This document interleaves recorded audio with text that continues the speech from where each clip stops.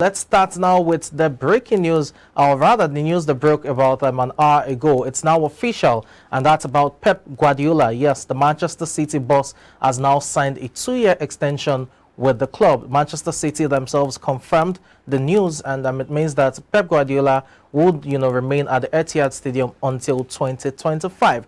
Now, he's won 11, trophies in a 6-year stint with the club, which includes 4 league titles, and he's currently, 5 points behind Arsenal when it comes to this season's Premier League race. Remember, the 51-year-old has overseen 374 matches across all competitions as Manchester City's boss, and of 374 matches, he's been able to win 271 while drawing 49 and losing 54 of those matches. It just shows you how important it is to the Manchester City project. It means he will be closing in on a decade at the Etihad if he is able to see the duration of this new contract, which will time down till the end of the 2025 season. It's quite astonishing, it must be said. Well, let's turn our attention now to the FIFA World Cup. That's the big one.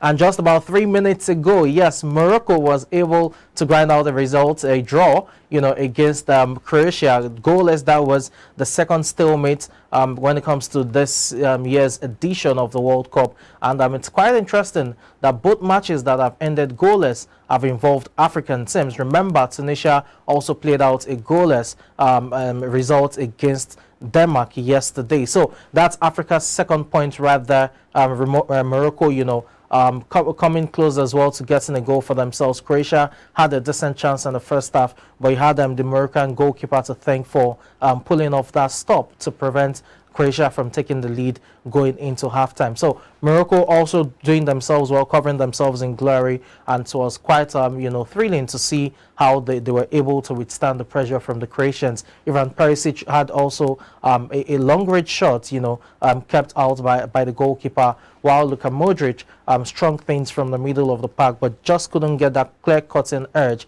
in terms of creating that one-on-one chance, as you want to call it, with the Moroccan goalkeeper. So Morocco earning a decent result right there, and it's a result they really need, considering they still have to play Belgium and Canada, and this result definitely puts them on a very good stance of a possible qualification, depending on how other results go. They will also need to do their part in terms of defeating Canada and hoping that they can also grind out a result against Belgium, which is definitely a big task. But it's Morocco playing out a goalless draw against Croatia and getting Africa's second point after African reigning champions Senegal lost their first match to the Netherlands on match day 2.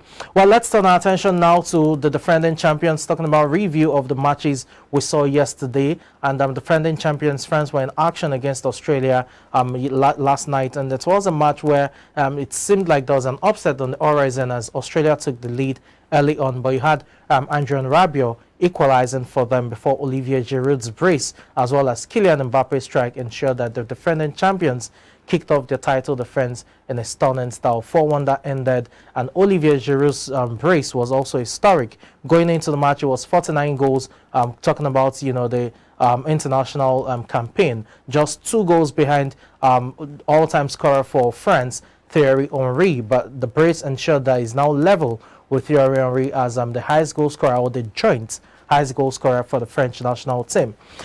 Excuse me, and that means that he would have the opportunity to break that goal scoring record at the world's biggest stage when it comes to the World Cup itself. So France definitely will be feeling good, especially Giroud, feeling good to break that record of Thierry Henry, which stands at 51 goals. Remember, he was not meant to be the starter for France, considering Karim Benzema was meant to lead the lines, but with Benzema absent due to injury, it's Giroud who is leading and is doing quite well at this time. So France top of the table. That group, you have Tunisia also with a point, Denmark as well with a point following that goalless draw between both sides, and it's Australia who have 0 points from just a game. Now let's turn our attention to Tunisia. I talked about that earlier on. The Tunisians were also in action yesterday against Denmark. This was a match that was meant to be really difficult for the Tunisians, considering that the Danish national team are regarded as the dark horses of this competition, and one of the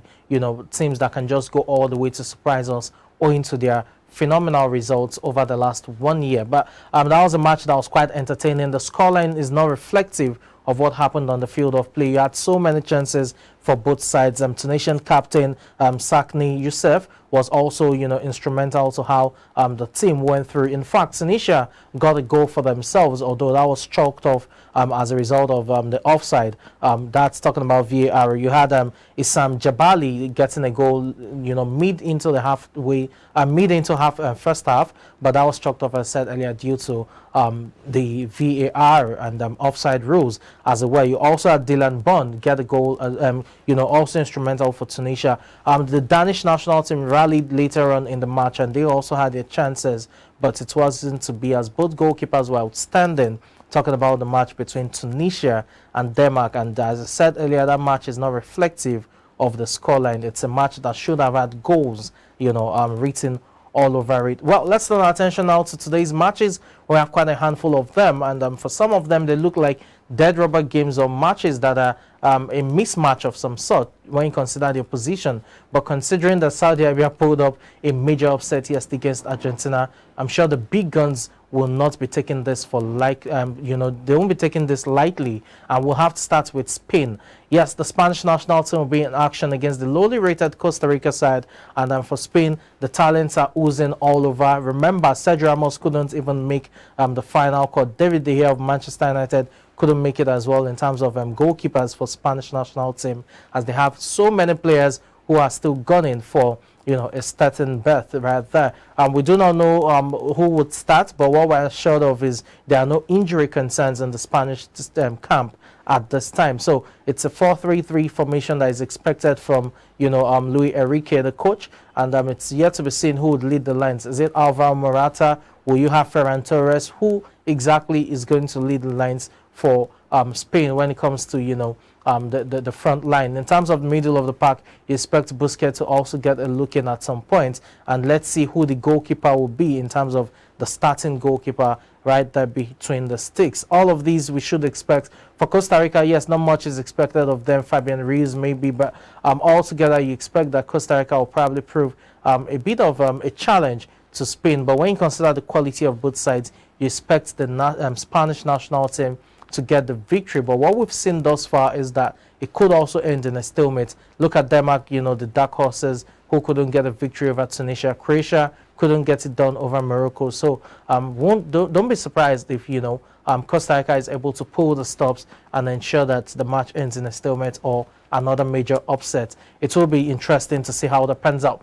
Another team that will be playing today is Belgium. Yes, the Belgian side are another side that have been termed as one of the dark horses of this competition. This is a side that boasts of enormous talent when it comes to a side that has been touted as the golden generation of the Belgian side. But this is a side that are yet to win a silverware over the last 4 or 5 editions that they've played in terms of competitions.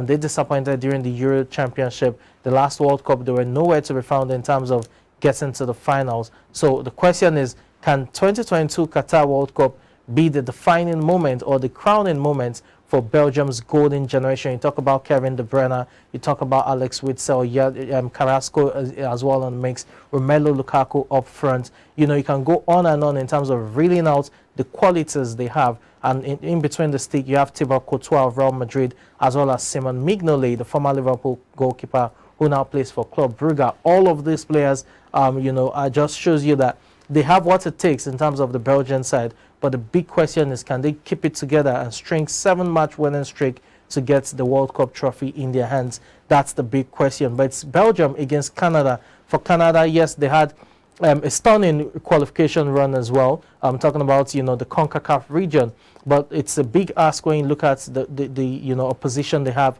It is the Belgian side, and for Canada, the only big name you can mention has to be Alphonso Davies, who plays for Bayern Munich at this point in time. There used to be other big players, but that's just a big name. I think it will be a huge challenge for Canada to be able to even get a draw in this one. Do not forget as well that you have the Germans. They will be taking on Japan as well today, but that's a match that you should expect to go the way of the Germans. And talking about the Germans, just before we go on this break, the German FA has taken FIFA to the Court of Arbitration for Sports, and that's over the One Love armband that has been banned by FIFA, and that's a dispute that will be resolved within the next 48 hours. So Manuel Neuer, the skipper of the German football team, will not be wearing that armband today against Japan, but there's the likelihood he would wear it on Sunday when Germany plays their next match.